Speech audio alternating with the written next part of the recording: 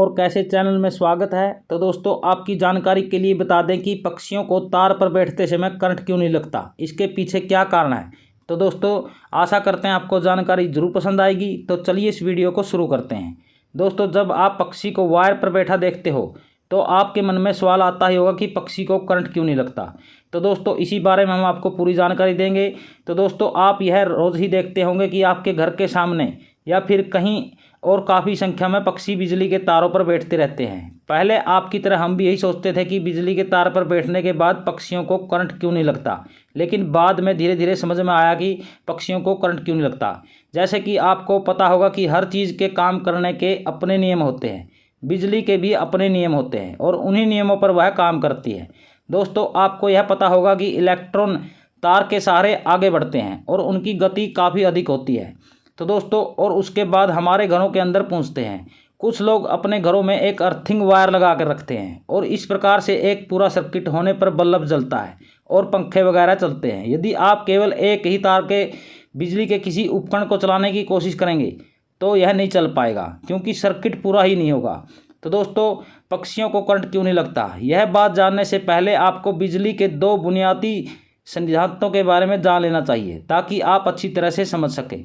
तो दोस्तों, इलेक्ट्रॉन तभी आगे बढ़ते हैं जब सर्किट पूरा होता है। यदि सर्किट पूरा नहीं होगा तो करंट नहीं लगेगा। जिस तरीके से आप एक तार को किसी बल्ब के अंदर लगा दें तो बल्ब नहीं जलेगा, लेकिन जैसे ही आप दूसरे तार को लगाएंगे सर्किट पूरा हो जाएगा और बल्ब जल जाएगा।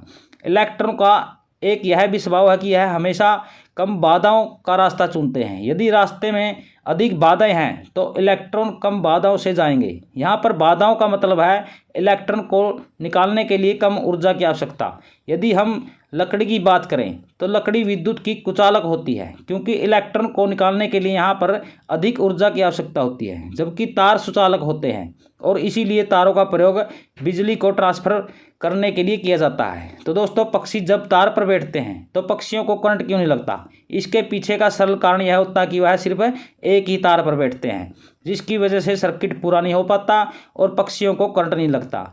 यदि आप भी किसी एक तार को पकड़ लें या खुद को हवा के अंदर रखें या ज़मीन से टच ना करें तो करंट आपके शरीर से होकर नहीं बह सकेगा, और जब शरीर से होकर करंट नहीं बहेगा तो आपको कोई भी नुकसान नहीं होगा। आमतौर पर हम गलती यही करते हैं कि ज़मीन से खुद को टच करके रखते हैं, जिससे सर्किट पूरा हो जाता है और हमें करंट लग जाता है।